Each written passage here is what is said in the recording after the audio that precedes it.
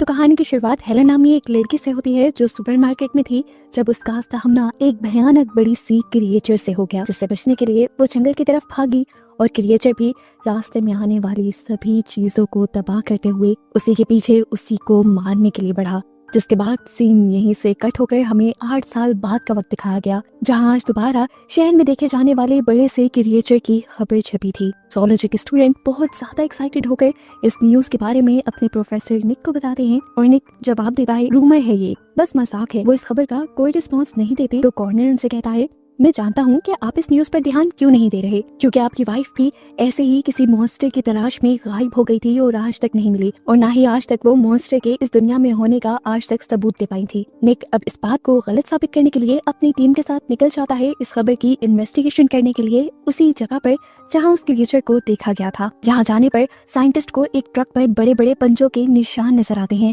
और यहीं पर जंगल की फेंस भी उन्हें टूटी हुई मिलती है, और ये चीजें निक को भी सोचने पर मजबूर कर देती हैं कि हो सकता है कोई बड़ी क्रिएचर अभी भी इस दुनिया में एग्जिस्ट करती हो, जिसे पहले 8 साल पहले देखा गया हो, और उसी क्रिएचर के बारे में उसकी वाइफ साइंटिस्ट हेलन भी इन्वेस्टिगेट करने आई थी, फिर उनका आज तक सुराग न मिला। वो सोचता है कि हो सकता है उसी क्रिएचर ने हेलन को निगल लिया हो, इसीलिए आज तक उसकी बॉडी का भी सुराग नहीं मिला था। अब सीन कट होकर हमें एक zoologist एबी को दिखाया जाता है जो कि रेप्टाइल्स पर रिसर्च करती है।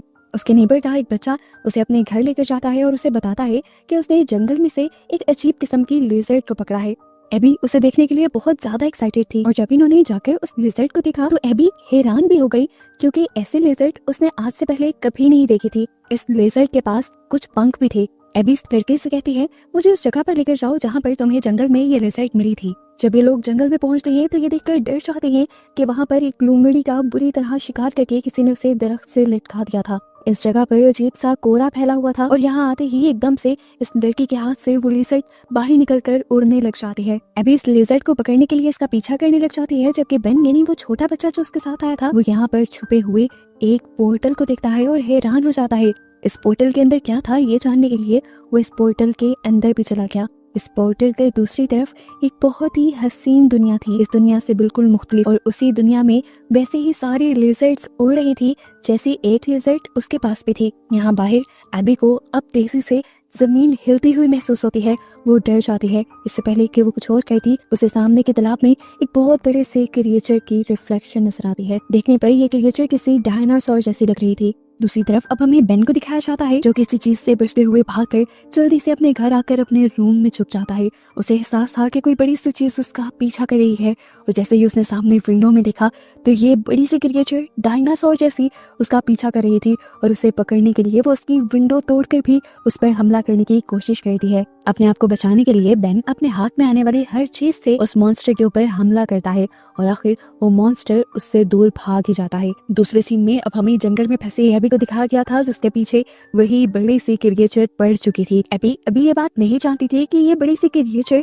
उस पोर्टल में से निकली है। वो तो अपनी जान बचाकर भाग रही थी, उसकी दूसरी तरफ से क्रिएचर उस तक करीब पहुंच चुका था। इससे पहले कि वो पैनिक कर जाती, यहाँ पर निक की पूरी टीम आ जाती है जो सुबह से इसी क्रिएचर की रिसर्च में यहाँ आए थे। वो एबी को रिलैक्स रहने को कहते हैं और खुद इस क्रिएचर को देखने लग जाते हैं। ये लोग टॉर्च मारकर उसको देखते हैं और उन्हें पता चलता है कि ये क्रिएचर गुस्से वाली नहीं है। ऐसा जानवर इन्होंने पहले कभी नहीं देखा था। हो सकता था कि ये कोई हाइब्रिड हो, यानी 2 जानवरों की नस्लों से बना एक नया जानवर हो, लेकिन ये काम भी सिर्फ लेबोरेटरी में पॉसिबल था। ये लोग बातें ही कर रहे थे कि क्रिएचर यहाँ से जाने लगा। ये लोग भी क्रिएचर का पीछा करते हैं और देखने को मिलता है कि यहाँ पर एक बहुत ही चमकदार सा पोर्टल खुला हुआ था जिसके अंदर ये क्रिएचर जाने वाला था। इस पोर्टल को देखकर ये सब लोग शॉक रह जाते हैं और निक अपनी फर्दर स्टडीज के लिए और इस पोर्टल की जानकारी लेने के लिए यहाँ पर अपनी एक पूरी टीम को बुला लेता है। ये पोर्टल किसी और दुनिया का भी हो सकता था और किसी और टाइमलाइन का भी हो सकता था। इस पोर्टल को देखते हुए निक को थोड़ी उम्मीद बनी थी कि वो लोग पास्ट या फ्यूचर में ट्रैवल कर सकते हैं, जिस चीज पर वो आजकल रिसर्च कर रहा था। निक को लगता है कि उसकी वाइफ भी ऐसे ही किसी पोर्टल के अंदर गायब हुई होगी, इसीलिए वो पोर्टल के अंदर जाकर चेक करने का फैसला करता है। दूसरी तरफ शहर में हमें वो क्रिएचर दिखाया जाता है जो बेन के पीछे पड़ा था। वो अभी तक अपने शिकार को ढूंढ रहा था और उसे स्मेल करते करते वो उसके स्कूल भी पहुंच जाता है। जैसे ही टीचर की नजर उस पर पड़ती है तो टीचर बहुत ज्यादा डर जाती हैं। सभी बच्चे पैनिक कर जाते हैं। टीचर दरवाजा बंद करके सारा फर्नीचर दरवाजे के आगे लगाने लग जाती हैं, लेकिन ये क्रिएचर बहुत ही पावरफुल था। दरवाजे को तोड़ना और चीजों को साइड पे करना उसके लिए कोई बड़ा मसला नहीं था। इससे पहले कि यहाँ पर कुछ भी बुरा हो जाता, यहाँ पर स्टीवन आकर एक फायर एक्सटिंग्विशर की मदद से उस क्रिएचर को अपनी तरफ अट्रैक्ट करते हुए यहाँ से दूर ले जाता है और बच्चों की जान बचा लेता है। अब जैसे ही ये क्रिएचर स्टीवन के ऊपर ही गुस्से में हमला करता है तो स्टीवन उसके एक ही वार में बेहोश होकर बाहर गिर जाता है। सीन कट होकर हमें जंगल का सीन दिखाया जाता है जहाँ पर निक अब उस पोर्टल के अंदर जाने की तैयारी में है। एबी निक को वो छोटा सा क्रिएचर भी दे देती है जिसे सबसे पहले इन्होंने देखा था। इस पोर्टल के अंदर जाते ही ये जगह उसे दुनिया जैसी ही लगती है, लेकिन इस दुनिया में काफी सुकून था। यहाँ पर जगह जगह ऐसे ही जानवर थे जिनको उसने पहले कभी नहीं देखा था। और जब वो जमीन में देखता है तो उसे बहुत सारे इंसानों के ढांचे मिलते हैं, जिससे वो समझ जाता है कि जो भी इंसान पहले यहाँ आए थे, चाहे वो रिसर्च के लिए या किसी भी काम के लिए, वो अब मर चुके हैं। ये देखकर निक का दिल और बह जाता है और वो अपनी वाइफ हेलन को ढूंढने का इस दुनिया में डिसाइड कर लेता है। लेकिन क्योंकि उसके सिक्योरिटी गार्ड को ये मिशन दिया गया था कि वो निक को जिंदा सलामत वापस लेकर आएगा, अगर निक यहाँ से दूर चला जाता तो उसके सिक्योरिटी गार्ड का मिशन पूरा ना हो पाता। इसलिए वो निक को बेहोश कर उसकी असली दुनिया में उसी पोर्टल से वापस ले आता है। जैसे ही ये लोग उस पोर्टल से बाहर निकलते हैं तो पीछे से एकदम से वो पोर्टल भी बंद हो जाता है और एबी नोटिस करती है कि इन दोनों के साथ वो क्रिएचर जो पहले भी इनके पास आ गया था, जिसका नाम इन्होंने रेक्स रखा था, वो भी इन्हीं के साथ वापस इनकी दुनिया में आ चुका था। दूसरी तरफ हमें शहर में दोबारा उसी क्रिएचर को दिखाया जाता है जो बेन के पीछे पड़ा हुआ था। वो अभी भी बेन को ढूंढ रहा था और बेन के घर की तरफ जा रहा था। इस क्रिएचर को और इंसान भी दिख जाते हैं जिनके ऊपर वो हमला करने ही वाला होता है कि यहाँ पे एक और मर्तबा स्टीवन किसी हीरो की तरह अपनी कार से आकर इस बड़ी सी क्रिएचर को हिट कर देता है। लेकिन इससे उसकी कार ही टूटी थी, उस क्रिएचर को कुछ नहीं हुआ था। ये देखते हुए वो जल्दी से अपनी कार से बाहर निकला और गन से इस क्रिएचर को शूट करते हुए उसने मार डाला। और सीन यहीं से कट होकर अगली सुबह हमें एबी को उसके घर पर दिखाया गया, जहां एबी से मिलने के लिए एबी का दोस्त और प्रोफेसर निक का असिस्टेंट कॉर्नर आया। वो एबी को खुशखबरी देता है कि फाइनली साइंटिस्ट ने इस क्रिएचर की दुनिया में होने की खबर को कंफर्म कर दिया है। वो बहुत ज्यादा एक्साइटेड था। अभी ये लोग इसी चीज के बारे में बात ही कर रहे थे कि कॉर्नर देखता है कि एबी के पास अभी भी उस क्रिएचर का एक छोटा बच्चा था, जिसे देखकर वो बहुत ज्यादा इंप्रेस हो जाता है। एबी उसे ये बात सीक्रेट रखने को कहती है और यहाँ पर कॉर्नर भी उससे एक सीक्रेट शेयर करता है कि वो भी उस पोर्टल के बारे में सर्च करना चाहता है जिस पोर्टल के अंदर प्रोफेसर निक गए थे। एबी बताती है कि वो पोर्टल तो बंद हो चुका है, लेकिन ये नहीं जानते थे कि एक जगह से तो वो पोर्टल बंद हुआ था, लेकिन अब वो पोर्टल दुनिया की कई जगहों पे खुल गया था और उसके अंदर से अजीबोगरीब क्रिएचर्स निकल रही थी जो साइज में भी बहुत बड़ी थी। खैर अगले दिन दिखाया जाता है कि अब एबी और कॉर्नर दोनों ही उस पोर्टल को ढूंढने के लिए जंगल में ठहरे थे। उन्होंने टेंट लगाया और इसी तरह बातें करते करते वो सो भी गए। एकदम से किसी अजीब से शोर से एबी की आंख खुली। उसने देखा कि वहां पर वही क्रिएचर था, जिसे देखते ही वो डर गई। उसने जाकर कॉर्नर को जगाया और इन दोनों ने यहाँ से भागने का फैसला किया। लेकिन तभी एबी ने नोटिस किया कि ये क्रिएचर पहले जैसे क्रिएचर की तरह बिहेव नहीं कर रहा और एकदम से गिर भी गया है। ये लोग जब पास जाकर चेक करते हैं तो असल में इन्हें पता चलता है कि इनके साथ तो दो लड़के प्रैंक कर रहे थे। ये वो क्रिएचर था ही नहीं, बल्कि वो तो एक डायनासोर वाले टॉय को एक स्टिक से लगाकर उनको डराने की कोशिश कर रहे थे। सीन कट होकर अब हमें एक सबवे स्टेशन का सीन दिखाया जाता है, जहाँ पर एक आदमी सबवे टनल्स के अंदर स्प्रे कर रहा था और तभी उसका सामना हो जाता है एक बहुत बड़े स्पाइडर से। इतना बड़ा स्पाइडर उसने आज से पहले कभी नहीं देखा था। इससे पहले कि वो उससे बच पाता, वो स्पाइडर उसकी नेक के अंदर स्टंग कर देता है, यानी उसकी गर्दन में काट लेता है। सीन्स दोबारा कॉर्नर और एबी की तरफ शिफ्ट होते हैं, जहां इन दोनों को अब प्रोफेसर निक ने पकड़ लिया था। प्रोफेसर निक इन दोनों को बहुत ज्यादा डांटते हैं क्योंकि इस तरह जंगल में आकर इन दोनों ने सिर्फ अपनी जान को ही खतरे में डाला था। अगर वो क्रिएचर जंगल में खुली होती तो ये लोग आज जिंदा भी ना होते। ये बात सुनते हुए कॉर्नर को भी बहुत ज्यादा दुख होता है और उसे एहसास होता है कि उसने भी एबी की जान को खतरे में डाल दिया था अपने सिर्फ एक एडवेंचर के चक्कर में। इनकी इन्हीं बातों के दौरान निक और उनकी एक क्लीग क्लॉडिया को एक आदमी के बुरी तरह जख्मी होने की खबर मिलती है। ये लोग जब उसे चेक करने के लिए हॉस्पिटल में जाते हैं तो इन्हें पता चलता है कि उसको कोई जहरीली चीज तो काटी है, लेकिन क्या चीज काटी है इसका अंदाजा वो नहीं लगा पा रहे थे क्योंकि इस दुनिया में ऐसा कोई भी बड़ा इंसेक्ट यानी कोई इतना बड़ा कीड़ा नहीं देखा था जो इतना बड़ा डंग मारे। अब मिस क्लॉडिया सिक्योरिटी मैनेजर के पास जाती हैं और उसे कहती हैं कि हमें एक टेक्निकल टीम को रिसर्च के लिए उसी एरिया में भेजना होगा जिस एरिया में ये इंसान काम कर रहा था, ताकि वहाँ जाकर ये लोग उस क्रिएचर को पकड़ कर लेकर आए जिसने इस आदमी के ऊपर हमला किया है, ताकि ये लोग उसका एंटीडोट बनाकर उसका इलाज कर सकें। सिक्योरिटी मैनेजर मान जाते हैं और वहाँ पर एक टीम को भेजा जाता है। अंदर जाते ही इन सब का सामना हो जाता है बेशुमार बड़ी बड़ी स्पाइडर्स से। इंसानों को यहाँ देखते ही एकदम से ये सारी स्पाइडर्स इंसानों के ऊपर जंप करके उनके ऊपर हमला करने की कोशिश करने लग जाती हैं। अपनी जान बचाने के लिए इन सभी को उस टनल से बाहर आना पड़ता है और बाहर आकर निक की टीम निक को बताती है कि अंदर इतने बड़े बड़े स्पाइडर्स हैं जिनको आज से पहले कभी देखा ही नहीं गया। अब इन्हें सस्पेंस भी होने लगा था कि आखिर ये क्रिएचर, ये मॉन्स्टर्स आ कहाँ से रहे हैं। अब प्रोफेसर निक भी खुद ही उसी टनल में जाने की तैयारी करने लग जाते हैं, क्योंकि वो खुद भी देखना चाहते थे कि आखिर वो क्रिएचर्स हैं कैसे। पहले वाली टीम ये तो पता चला कर आ चुकी थी कि ये सारे क्रिएचर्स लाइट से डरती हैं, इसीलिए इस मर्तबा ये लाइट्स लेकर गए थे। अपनी लाइट्स के जरिए ये लोग इन स्पाइडर्स को अपने से दूर रखने में कामयाब भी हो जाते हैं और निक इन सबको देख भी लेता है। इस टनल के अंदर इन स्पाइडर्स की तादाद बहुत ज्यादा थी। यहीं पर सर्च करते करते एबी को अब वैसा ही पोर्टल दिख जाता है जैसा पोर्टल उसने जंगल में देखा था, और ये लोग समझ जाते हैं कि ये स्पाइडर्स भी इसी पोर्टल में से निकल कर आ रही थी। अब ये लोग और इस पोर्टल को देख ही रहे थे कि इसके अंदर से एक और बहुत बड़ा मॉन्स्टर निकल आया। ये एक जाइंट सेंटीपेड था जिसके ऊपर के टेंटिकल्स इतने बड़े थे कि उसमें वो किसी भी आदमी को लपेट सकता था। इससे पहले कि वो एबी के ऊपर हमला कर देता, स्टीव यहाँ से कोई चीज उठाकर इस सेंटीपेड के सर पर मारता है और ये दोनों बचने के लिए यहाँ से भागते हैं। इतने में निक भी यहाँ आकर इतने बड़े सेंटीपेड को देख लेता है। इससे बचने के लिए ये लोग अब दूसरे रूम में तो आ गए थे जहाँ का निक ने दरवाजा भी बंद कर दिया था, लेकिन अब इनकी बदकिस्मती कि इन्हें पता चला कि इस टनल के बाकी सब एग्जिट बंद है। एक वही रास्ता खुला है जहाँ से ये लोग आए थे और वहाँ पर बड़े बड़े सेंटीपेड जैसे क्रिएचर हैं। जहाँ पर निक बंद हुआ था, स्टीव उसे बचाने के लिए यहाँ पर एक फायर सिलेंडर लेता है और उससे इस क्रिएचर को जलाकर यहाँ से उसके पोर्टल में वापस भेजने की कोशिश करता है, लेकिन ये क्रिएचर अपना एक ही टेंटिकल मारते हुए उसके हाथ से सिलेंडर ही उस पोर्टल से दूसरी तरफ फेंक देता है और फिर स्टीव के ऊपर भी हमला कर देता है। थोड़ी देर बाद निक जब फील करता है कि दूसरी तरफ का शोर कम हो गया है तो वो चेक करने के लिए आया। यहाँ पर स्टीव मरने की हालत में था। निक उसे रेस्क्यू करना चाह रहा था जब उसने निक को बताया कि उस क्रिएचर के काटते ही मुझे यहाँ पर एक विजन दिखा था, जैसे उस पोर्टल से किसी औरत ने आकर बताया हो कि पोर्टल की दूसरी तरफ हेवन यानी जन्नत है और वहाँ पर हेलन जो कि निक की वाइफ है वो निक का इंतजार कर रही है। खैर निक जल्दी से स्टीव को हॉस्पिटल लाने में कामयाब हो जाता है, लेकिन स्टीव की हालत इस वक्त तक काफी बिगड़ चुकी थी। क्लोडिया जो कि निक की कलीग थी, वो निक को बताती है कि हमें इसका इलाज करने के लिए उसी क्रिएचर का पॉइजन चाहिए होगा जिस क्रिएचर ने इसे काटा है। उस पॉइजन से हम उसी पॉइजन का एंटीडोट बनाएंगे और फिर उसे ठीक कर सकेंगे। स्टीव के पास वक्त भी बहुत कम था और ये चैलेंज भी बहुत बड़ा था, लेकिन निक हिम्मत दिखाता है और ये फैसला करता है कि वो खुद जाकर उस सेंटीपेड का पॉइजन लेके आएगा और स्टीव के लिए एंटीडोट बनाएगा। ये लोग दोबारा उसी टनल में जाते हैं और इनकी किस्मत अच्छी थी कि इन्हें सेंटीपेड उसी टनल में मिल जाता है। वो एक दीवार के अंदर बने होल के अंदर छुपा बैठा था। निक भी इसी होल के अंदर जाने वाला था, हालांकि वो जानता भी था कि इस तरह करने पर उसकी अपनी जान को खतरा हो सकता है, ये क्रिएचर उसे भी मार सकता है। ये लोग जब उस होल से निकलकर दूसरी तरफ गए तो इन्हें पता चला कि दूसरी तरफ एक बिल्डिंग थी जो अंडर कंस्ट्रक्ट थी।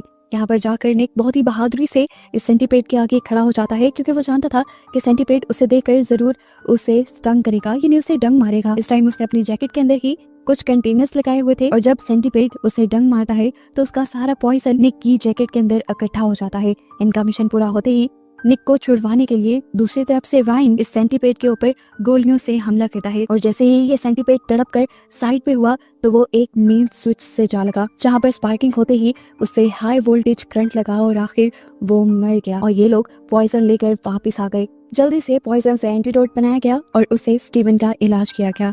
आखिर स्टीवन होश में भी आ गया, लेकिन अभी भी निक का सारा ध्यान स्टीवन की उन बातों पे था जो उसने जख्मी हालत में की थी। निक सोच में पड़ गया था कि क्या उस टाइम स्टीवन हेलुसिनेट कर रहा था या सच में पोर्टल से निकलकर उसे हेलन दिखी थी। वो अभी भी इसी कश्मकश में था कि क्या उसे अपनी वाइफ हेलन को ढूंढने के लिए उस पोर्टल के अंदर जाना भी चाहिए या नहीं। अब सीन कट हो गई, इस सीन से बिल्कुल डिफरेंट सीन दिखाया जाता है। यहाँ पर हम एक कपल को देखते हैं जो अपनी स्विमिंग ट्रेनिंग कर रहे थे। इसी स्विमिंग पूल के अंदर से अचानक एक मगरमच्छ निकलता है जो ऊपर से जंप करते हुए लड़के को ही हवा में निगल लेता है और ये देखते हुए उसकी पार्टनर एकदम से शॉक में रह जाती है। यहाँ पर वो मगरमच्छ उस लड़की के ऊपर भी हमला करने की कोशिश करता है, लेकिन वो लड़की बच जाती है। इन्वेस्टिगेशन के लिए जब टीम यहाँ पर आती है तो उन्हें लगता है कि डियानी के पार्टनर की मौत के पीछे डियानी खुद है, क्योंकि इस फैसिलिटी के अंदर कोई भी किसी भी किस्म का जानवर होना नामुमकिन था। जबकि डियानी ने सबको यकीन दिलवाने की कोशिश की कि यहाँ पर एक बहुत बड़ा सा मगरमच्छ आ गया था जिसने उसके पार्टनर को खाया था। अब ये खबर सुनकर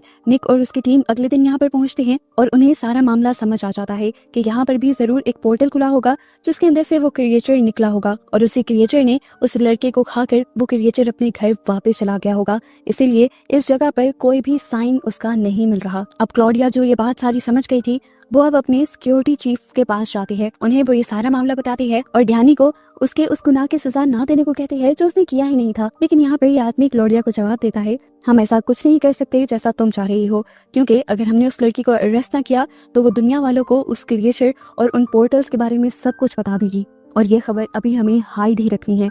अगले दिन निक और उसकी टीम को पता चलता है कि वही पोर्टल अब एक दूसरे शहर की लेक के अंदर देखा गया था और उसी लेक के अंदर उन बड़े बड़े मगरमच्छों को भी इस मर्तबा देखा गया था, जिससे निक और उसकी टीम को ये बात पता चल जाती है कि वो पोर्टल एक जगह से दूसरी जगह मूव कर रहे हैं। अब निक अपनी टीम के साथ उसी जगह में उसी लेक के अंदर उतरने का फैसला करता है जहाँ पर इस मर्तबा वो पोर्टल खुला था। ये लोग अभी इस पोर्टल को इस जगह को सर्च ही कर रहे थे कि एबी ने नोटिस किया कि वहाँ से निकलने वाली क्रिएचर अब एबी के इर्द गिर्द घूम रही थी। एबी कुछ देर के लिए तो स्टिल खड़ी रही और जब उसे लगा कि अब उसकी जान को खतरा है तो उसने फौरन से कॉर्नर को आवाज दी। कॉर्नर उसे बचाने के लिए आया और उसे निकाल कर पानी से बाहर ले गया। वो क्रिएचर इनके ऊपर हमला करने के लिए पानी से बाहर भी आ गई तो कॉर्नर ने उससे बचने के लिए एक लकड़ी का टुकड़ा उठाया और उसके गले में स्टैब कर दिया। दर्द से वो मगरमच्छ वापस चला गया और पानी के अंदर जाते ही वो अपने पोर्टल में चला गया, के लिए अपनी दुनिया में चला गया और उसके यहाँ से जाते ही वो पोर्टल बंद हो गया। अब पोर्टल के बंद होते ही निक और उसकी जितनी भी टीम यहाँ पे रिसर्च कर रही थी उनकी रिसर्च भी बंद हो जाती है। अब अपनी रिसर्च को कंटिन्यू करने के लिए निक और उसकी टीम डिसाइड करती है कि वो अब अगली वो जगह ढूंढेंगे जहाँ पे ये पोर्टल खुलेगा। फाइनली इन्हें जल्दी उस जगह का पता चल जाता है जहाँ ये पोर्टल दोबारा खुला था। निक ने इस मर्तबा उस पोर्टल में जाने का डिसाइड कर लिया था। रायन निक के साथ एक रस्सी बांध देता है कि अगर जरूरत पड़ी और उन्हें लगा कि निक किसी खतरे में है तो वो रस्सी के जरिए निक को बाहर खींच लेंगे। इस पोर्टल के अंदर जाकर पानी से बाहर निकलकर निक देखता है कि वो एक नई ही दुनिया में पहुंच गया था जहाँ पर अब बहुत बड़े बड़े बर्ड्स से उसका सामना हो जाता है और फाइनली उसकी तलाश खत्म भी हो जाती है। उसे यहाँ पर अपनी वाइफ हेलन मिल भी जाती है। वो हेलन को देखकर इतना खुश था कि उसे बताना भी नहीं आ रहा था। वो हेलन से कहता है, चलो प्लीज अपनी दुनिया में वापस चलो, तुम्हें एक मौका मिला है अपनी दुनिया में वापस आने का। लेकिन हेलन वहाँ जाने से मना कर देती है और कहती है कि मैं नहीं चाहती कि दुनिया के लोगों को इन पोर्टल्स के बारे में पता चले और दुनिया वाले अपने आप को दुनिया के मसलों से बचाने के लिए इस दुनिया को भी आकर खराब कर दें, इसीलिए मैं यहाँ से कहीं नहीं जाने वाली। लेकिन वो यहाँ निक से कहती है कि तुम मेरे साथ रह सकते हो, यहाँ पर ये दुनिया बहुत अच्छी है। हेलन उससे वादा कहती है कि मैं तुम्हें यहाँ पर हर वो चीज दिखाऊंगी जिसे मैंने यहाँ पर डिस्कवर किया है। लेकिन निक उसे मना कर देता है। वो कहता है कि उस दुनिया में मैंने जो कुछ भी बनाया था वो तुम्हारे लिए बनाया था, तुम्हारे साथ रहने के लिए बनाया था और अब मैं उन चीजों को नहीं छोड़ना चाहता। तो इस टाइम हेलन उससे कहती है, ठीक है तो तुम अपनी टाइमलाइन में वापस चले जाओ, मुझे तुम्हारे साथ नहीं जाना। उसकी बात सुनकर निक वापस पानी के अंदर चला जाता है ताकि अपने पोर्टल से वापस अपनी दुनिया में जा सके। जब वो पानी के अंदर तैर रहा था तो यहाँ उसके ऊपर हमला करने के लिए एक बहुत बड़ी सी क्रिएचर आ गई। अपने आप को बचाने के लिए निक ने उसके ऊपर हमला भी किया, लेकिन इस हमले का उसके ऊपर कोई फायदा नहीं था और जब वो क्रिएचर निक के बहुत करीब आई उसे खाने के लिए तो यहाँ निक की किस्मत चल गई, क्योंकि दूसरी तरफ से आने वाली उससे भी बड़ी क्रिएचर ने आकर इस क्रिएचर को पकड़ लिया और निक की जान बच गई। अब क्योंकि दुनिया में बाहर रस्सी के अंदर काफी हिलजुल महसूस हो रही थी तो स्टीवन और कॉर्नर समझ गए कि अंदर कुछ खतरा है, इसलिए वो जल्दी से अपने प्रोफेसर निक को बाहर खींच लेते हैं। निक जब बाहर आया तो उसकी सांस भी नहीं चल रही थी। जल्दी से सीपीआर देकर ये लोग निक की जान बचाते हैं। कुछ देर बाद जब निक को होश आता है तो निक देखता है कि उसकी वाइफ को अरेस्ट कर लिया था उससे टाइमलाइन के अंदर जाकर, क्योंकि हेलन यानी निक की वाइफ से अब उन्हीं पोर्टल्स के बारे में इन्वेस्टिगेशन होनी थी जो आए दिन इस दुनिया में खुल रहे थे। आखिर ये पोर्टल क्या किसी दूसरी दुनिया के थे या दूसरी टाइमलाइन के, ये सब कुछ साइंटिस्ट को जानना था। पहले तो हेलन कुछ भी बताने को तैयार नहीं थी, लेकिन जब उसने देखा कि फैसिलिटी वाले उसे इस तरह कैद कर लेंगे तो वो उनके साथ कुछ डील करती है कि अगर वो उन्हें कुछ इन्फॉर्मेशन दे देगी तो ये लोग उसे आजाद छोड़ देंगे।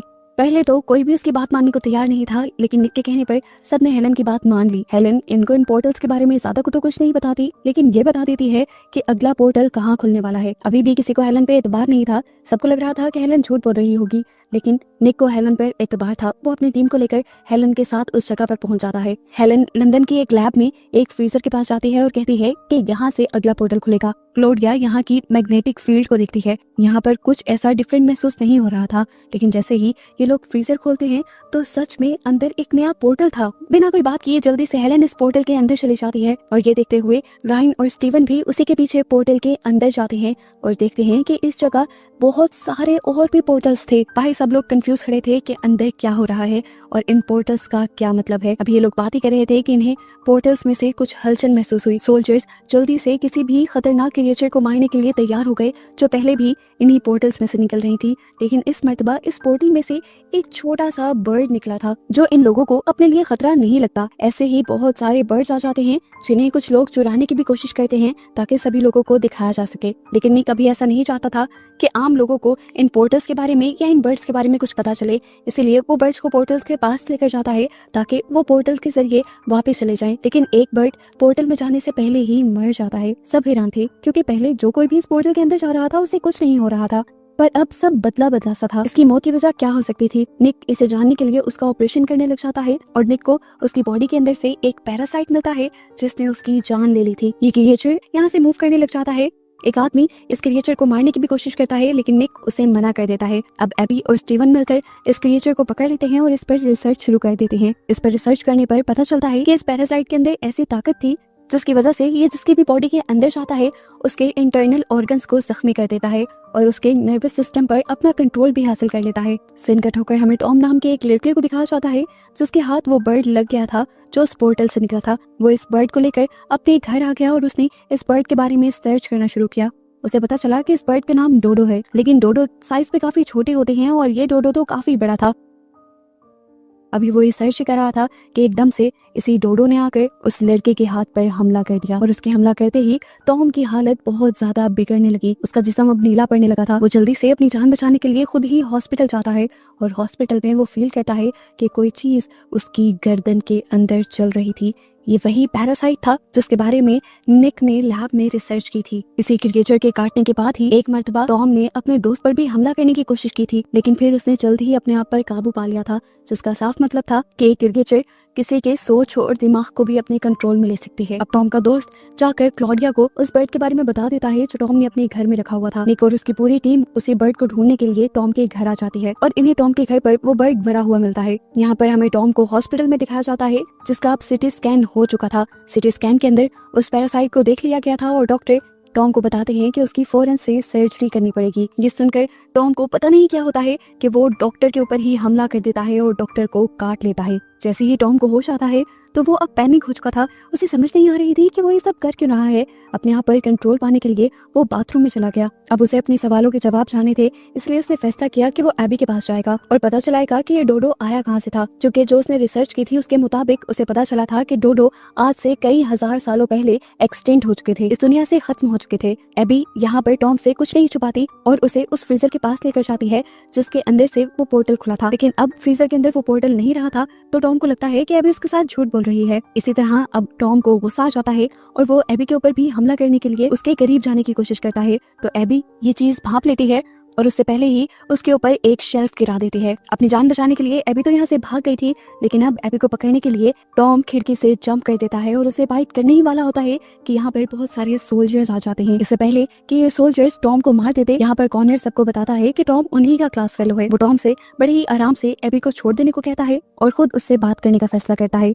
इससे पहले कि कॉर्नर कुछ बात कर पाता, कॉर्नर नोटिस करता है कि टॉम की आंखें एकदम से बदल गई हैं। उसकी आंखों का रंग बदल गया था, उसकी स्माइल बदल गई थी और फिर देखते ही देखते उसने कॉर्नर के हाथों में ही दम तोड़ दिया और वो मर गया। उस पैरासाइट ने टॉम की जान ले ली और इस चीज से कॉर्नर बहुत ज्यादा डिस्टर्ब हो गया। फिर अब इस सब को एक महीना गुजर जाता है और हमें एबी और कॉर्नर को एक घर में दिखाया जाता है। हम देखते हैं कि एबी के घर पर अभी भी रेक्स नाम की वो क्रिएचर है जो इस सीजन के स्टार्ट में उसे मिली थी। वो भी इन्हीं के साथ रहती थी। एबी ने उसे अपना पेट बना लिया था। अब क्योंकि वो बाहर कहीं भाग न जाए, इसीलिए वो कॉर्नर को हमेशा अपने घर की विंडोज बंद रखने को कहती है। लेकिन कॉर्नर एक दिन गेम खेलते हुए विंडोज को बंद करना भूल जाता है और वो क्रिएचर उनके घर से बाहर निकल जाती है और कॉर्नर परेशानी में उसे ढूंढने के लिए निकल जाता है। दूसरी तरफ निक को एक आदमी की लाश मिलती है जिसके जिस्म के चीथड़े चीथड़े कर दिए गए थे। साफ जाहिर था कि उसके ऊपर किसी मॉन्स्टर ने अटैक किया था। निक समझ गया था कि वहाँ पे भी कोई नया पोर्टल खुल गया होगा। ये लोग जब उस गोल्फ क्लब पर जाते हैं तो देखते हैं कि यहाँ पर पोर्टल अब आसमान की तरफ से खुला था और किसी परिंदे की तरह दिखने वाले उस मॉन्स्टर ने या ड्रैगन ने उस इंसान पर हमला किया था। यहाँ पर फाइनली अब कॉर्नर को भी रेक्स मिल जाती है, वो भी उसी के कार के ऊपर बैठी हुई, क्योंकि रेक्स उसका पीछा कर रही थी। जैसे ही कॉर्नर उसे पकड़ने लगता है तो रेक्स यहाँ से उड़ जाता है। कॉर्नर उसे पकड़ने के चक्कर में था और उसने ये देखा ही नहीं कि वो उसी गोल्फ क्लब में आ गया था जहाँ निक और उसके साथी थे। उसने यहाँ ये भी नहीं देखा कि कुछ तो एबनॉर्मल चल रहा है। पीछे से निक और एबी उसे आवाज देकर वार्न कहते हैं कि उसके ऊपर कुछ था। कॉनर ने जब ऊपर देखा तो यहाँ पे एक बहुत बड़ा सा बर्ड था जो तेजी से उसकी तरफ हमला करने के लिए बढ़ रहा था। अपने आप को बचाने के लिए कॉनर यहाँ से भागता है तो उसके सामने रेक्स भी उड़ जाती है। कॉनर को बचाने के लिए यहाँ पर सोल्जर्स उस क्रिएचर को मारना चाहते थे, लेकिन निक ने उस क्रिएचर को बचा लिया सोल्जर की गन को साइड पे कहते हुए। इस गोली की वजह से वो क्रिएचर बहुत ज्यादा डर गई और ऊपर की तरफ उड़ गई। इससे यहाँ रेक्स और कॉनर दोनों की ही जान बच गई। यहाँ पर अब इन्हें पता चलता है कि इनकी रेक्स यानी वो पहली वाली क्रिएचर दोबारा कहीं जंगल में गायब हो चुकी थी। कॉनर और एबी दोनों रेक्स को ढूंढने के लिए जंगल में चले जाते हैं और फाइनली इन्हें रेक्स मिल भी जाती है। इससे पहले कि ये उसे उठा लेते, इन्हें यहाँ पर कुछ अजीबोगरीब आवाजें आती हैं। ये जब ऊपर देखते हैं तो इन्हें उड़ने वाले छोटे छोटे डायनासोर्स दिख जाते हैं। ये इतने ज्यादा थे कि इनसे बचा भी नहीं जा सकता था। अक्लमंदी दिखाते हुए एबी कॉर्नर को लेकर नीचे बैठ जाती है और अपना सर भी झुका लेती है और यहाँ पर सारे डायनासोर्स इनके ऊपर से गुजर जाते हैं और आखिर इन लोगों की जान बच जाती है। जिसके बाद ये लोग रेक्स को लेकर अपने घर आ जाते हैं। यहाँ पर क्लॉडिया अब निक को कॉल करती है और उसे बताती है कि उनके कॉलेज की बिल्डिंग के ऊपर अब वो बड़ी सी क्रिएचर, वो उड़ने वाला डायनासोर आ चुका था, जिसे पकड़ने के लिए जल्द ही निक की पूरी टीम कॉलेज के पास आ जाती है। लेकिन इसे पकड़ना इतना भी आसान नहीं था। वो यहाँ से उड़ रहा था, भाग रहा था। उसे पकड़ने और अपनी तरफ अट्रैक्ट करने के लिए निक अपनी रेड कलर की जैकेट एक स्टिक से बांधकर उसे ऊपर की तरफ लटका देता है ताकि डायनासोर को वो अपना शिकार लगे। जैसे ही वो डायनासोर उसी कपड़े के ऊपर अटैक करने के लिए आती है तो निक उस कपड़े को नीचे कर देता है और डायनासोर नीचे आकर गिर जाती है और जोर से जमीन पर गिरने की वजह से वो बेहोश हो जाती है। क्लॉडिया अच्छी तरीके से इस क्रिएचर को देखती है और इसको देखते हुए वो बताती है कि ये क्रिएचर जिस भी टाइमलाइन या दुनिया से आई है उस टाइमलाइन में इंसान नहीं हो सकते, क्योंकि ये क्रिएचर इंसानों को खत्म कर देती। कुछ ही देर बाद हमें दिखाया जाता है कि वो छोटे छोटे से डायनासोर्स जो पहले एबी और कॉर्नर के पीछे पड़े थे वो एकदम से उसी बिल्डिंग पर हमला कर देते हैं जहाँ पर निक और उसकी टीम थी। ये पूरी टीम खिड़की से खड़े होकर इन्हें हैरानी से देख रहे थे और ये डायनासोर भी बाहर से उनको देख पा रहे थे। इसीलिए कुछ डायनासोर तो ये खिड़कियां तोड़कर अंदर भी आ जाते हैं। बचने के लिए निक और एक साथी उसकी जल्दी से एक रूम में चले जाते हैं और हर जगह को लॉक कर लेते हैं। अपने साथी को सिक्योर करते हुए निक जल्दी से एम्बुलेंस को कॉल करने के लिए और सिचुएशन को संभालने के लिए बाहर की तरफ जाता है। उसे अपनी इमरजेंसी वैन के अंदर एक गैस सिलेंडर मिलता है जिसे वो उठा लेता है इस उम्मीद से कि वो लोग शायद इसकी मदद से ड्रैगन से बच सकेंगे। लेकिन होटल में उन्हीं ड्रैगन्स ने चिमनी की मदद से अंदर आना शुरू कर दिया था, जिसकी वजह से क्लॉडिया बहुत ज्यादा डर जाती है। क्लॉडिया इन्हें मारने के लिए यहाँ पर गोल्फ स्टिक उठा लेती है, लेकिन इतनी सारी क्रिएचर से लड़ना उसकी बस की बात नहीं थी। तभी यहाँ पर पीछे से हेलन आ जाती है जो क्लॉडिया को लेते हुए यहाँ से चली जाती है किचन के अंदर। वो यहाँ माइक्रोवेव्स के अंदर कुछ स्टील की चीजें रख के सारी माइक्रोवेव्स को चला देती है, जिसकी वजह से इस बिल्डिंग में एक बहुत बड़ा धमाका होता है और ये सारी क्रिएचर्स जलकर मारी जाती हैं। आखिर हेलन ने क्लॉडिया की जान भी बचा ली थी और वो खुद भी बच गई थी, लेकिन क्योंकि हेलन को अच्छा मौका मिल गया था सिक्योरिटी वालों से बचने का, इसीलिए वो क्लॉडिया को बिल्डिंग से बाहर निकालकर खुद यहाँ से भाग जाती है। जबकि क्लॉडिया अभी तक इसी हैरानी परेशानी में थी कि आखिर उसके साथ हो क्या गया है। थोड़ी ही देर में यहाँ पर सोल्जर्स की टीम भी आ जाती है।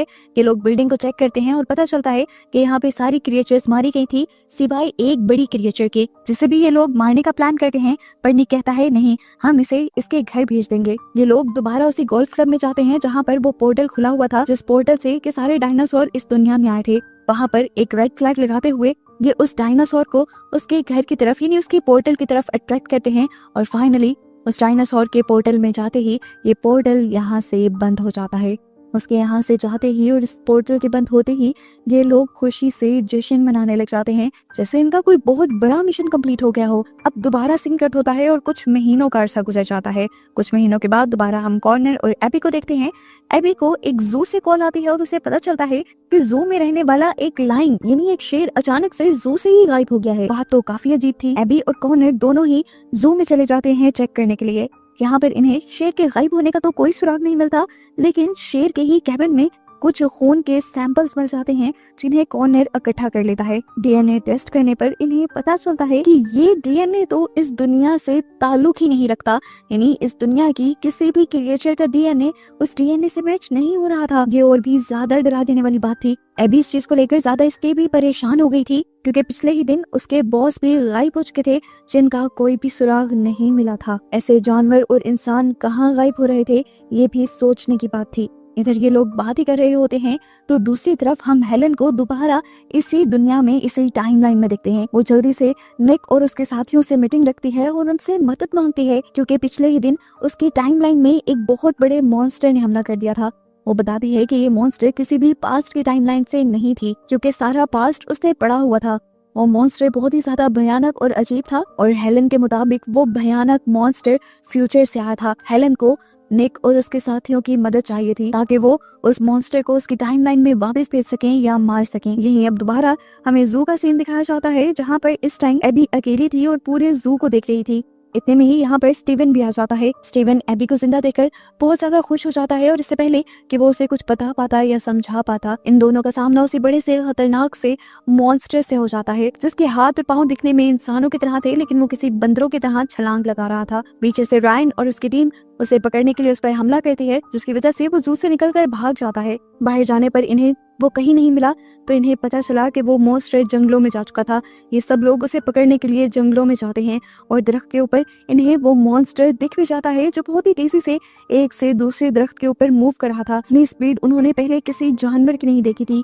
निक कहता है कि अगर हमें इस मॉन्स्टर को अपने काबू में करना है तो हमें बड़े वेपन्स की जरूरत पड़ेगी। इस टाइम यहाँ पर कॉर्नर भी आ चुका था।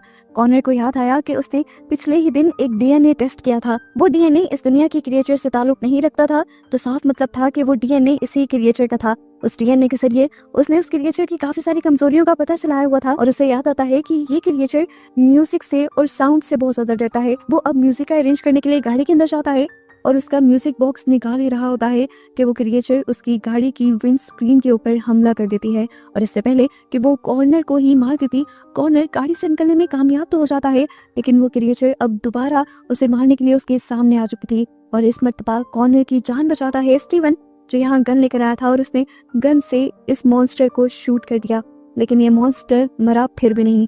सीन कट होकर दूसरी तरफ हम रायन को देखते हैं जो इस पूरी जगह को देख रहा था और यहाँ उसे एक जगह से अजीबोगरीब जब आवाजें आती हैं तो वो अंदर जाकर इस झोंपड़ी को चेक करता है जहाँ पर उसे वैसे ही 3-4 और छोटी छोटी क्रिएचर्स दिखती हैं जैसे क्रिएचर या मॉन्स्टर से वो लड़ रहे थे। रायन को पता चल गया कि वो बड़ी क्रिएचर जिसे लोग देख रहे हैं वो असल में मदर है और ये 3 छोटी छोटी क्रिएचर्स उसके बच्चे हैं और मदर ने अपने बच्चों को यहाँ खाने के तौर पर 3 इंसानों की लाशें भी लाकर दी हुई थी। किसी तरह उस मॉन्स्टर को, इस क्रिएचर को भी ये पता चल जाता है कि उसके बच्चे खतरे में हैं क्योंकि उन तक इंसान पहुंच गए हैं तो वो अपने बच्चों को बचाने के लिए फौरन ही यहाँ पर आ जाती है। इससे पहले कि ये मॉन्स्टर अब एक एक इंसान पर हमला कर देता, निक के दिमाग में एक आइडिया आता है इस मॉन्स्टर को डिस्ट्रैक्ट करने का। वो इस मॉन्स्टर का एक बच्चा उठाता है और यहाँ से बाहर भागने लग जाता है और ऊपर सीलिंग पे लगे मिरर्स को भी तोड़ने लग जाता है ताकि आवाजों से वो इस मॉन्स्टर को डिस्ट्रैक्ट कर सके। कभी इधर तो कभी उधर से आवाजें सुनने की वजह से सच में ये मॉन्स्टर कंफ्यूज हो जाता है और उसकी इसी कमजोरी का फायदा उठाते हुए ठीक वक्त पर निक उसकी आंख में गोली मारते हुए उसे नीचे गिरा देता है। इस टाइम ये क्रिएचर अभी मरा नहीं था। इस क्रिएचर के सभी बच्चों को ये लोग छोटे छोटे कंटेनर्स में डाल देते हैं इसी उम्मीद में कि ये लोग इन क्रिएचर्स को, इन मॉन्स्टर को इनकी टाइमलाइन में वापस पहुंचा देंगे। खैर ये लोग एक बहुत बड़ी मुसीबत से बच गए थे। इन मॉन्स्टर्स से इन्होंने कम से कम दुनिया को तो बचा ही लिया था। अब ये लोग काफी रिलैक्स थे। निक और हेलन यहाँ पर बातें करने लग जाते हैं और हेलन निक को इस टाइम एक कैमरा देते हुए अपनी पिक्चर बनाने को कहती है। इस कैमरे को देखकर निक को एक बहुत ही अजीब चीज याद आती है। ये वही कैमरा था जो उसने पहली मर्तबा पास्ट की टाइमलाइन में एक पोर्टल के अंदर जाने पर देखा था। पहली मर्तबा वो जब एक पोर्टल के अंदर गया था तो उसने देखा था कि वहाँ कुछ कंटेनर्स पड़े थे और इंसानों की लाशें पड़ी थी। वो कंटेनर्स बिल्कुल सेम ऐसे ही थे जिन कंटेनर्स में इस टाइम इन्होंने इन लाशों को रखा है। ये देखकर वो समझ गया कि वो जिस टाइमलाइन में गया था वो पास्ट की नहीं बल्कि फ्यूचर की टाइमलाइन थी और उन बॉक्स के पास जो ढांचे पड़े थे वो भी किसी और के नहीं बल्कि इन्हीं इंसानों के थे, इन्हीं लोगों के थे, निक और उसकी टीम के थे। अभी निक ये सब सोच ही रहा था कि पीछे से दिखाया जाता है कि वो मदर के लिए रायन के ऊपर हमला कर देती है और देखते ही देखते बाकी लोगों को भी मारना शुरू कर देती है और निक अपनी आंखों से ये देखता रह जाता है। इतनी ही देर में पोर्टल से कुछ और क्रिएचर्स भी निकलती हैं जिनमें से एक निक के ऊपर हमला कर देती है। इससे पहले कि निक को कुछ हो जाता यहाँ पर वो डायनासोर जैसी क्रिएचर आ जाती है जो इस सीजन के बिल्कुल स्टार्ट में दिखाई गई थी। अब वो इस फ्यूचर वाले मॉन्स्टर के साथ लड़ने लग जाती है। दोनों के अंदर थी तो एक बराबर ताकत, ये तो मानने वाली बात थी। अच्छी टक्कर दे रहा था वो छोटा मॉन्स्टर उस डायनासोर जैसे क्रिएचर को। लेकिन डायनासोर भारी होने की वजह से उसको पीछे गिराते हुए उसके ऊपर गिरकर उसे हरा देता है। आखिर को यहाँ वो क्रिएचर मर जाती है और इस तरह निक की जान बच जाती है। यहाँ पर अब निक को एक सबसे बड़ा ट्विस्ट ये पता चलता है कि वो इस टाइम अपनी टाइमलाइन में था ही नहीं, वो इस टाइम एक फ्यूचर की टाइमलाइन में आ चुका था, जहाँ आकर कोई सारी जिंदगी अपनी वाइफ के साथ जी रहा था। असल में वो अपनी वाइफ के साथ एक दूसरी टाइमलाइन में उसे की मदद करने के लिए आया था। अब उसकी वाइफ उसे उसकी टाइमलाइन में लेकर जाती है और यहाँ से सभी लोगों को गुड बाय कहते हुए दोबारा अपने पोर्टल की तरफ चली जाती है। इधर आकर निक देखता है कि पोर्टल के बाहर उसकी पूरी टीम उसका इंतजार कर रही थी, जिन्हें देखकर वो बहुत ही ज्यादा रिलैक्स हुआ। लेकिन इस टाइम उसकी टीम में क्लॉडिया नहीं थी। वो जब अपनी टीम से क्लॉडिया के बारे में पूछता है तो ये सब लोग हैरान होकर पूछते हैं, क्लॉडिया कौन? ये लोग तो क्लॉडिया को जानते भी नहीं थे। और इस चीज से निक पहचान गया कि उसने पास्ट की टाइमलाइन में जाकर कुछ तो ऐसा बदल दिया था जिससे फ्यूचर की सभी टाइमलाइंस चेंज हो गई थी और अब फ्यूचर वो नहीं रहा था जैसा उसने देखा था। यानी अब ये लोग मरेंगे नहीं बल्कि जिंदा रहेंगे। और बस यही सब दिखाते हुए इस सीजन यहाँ खत्म हो जाता है।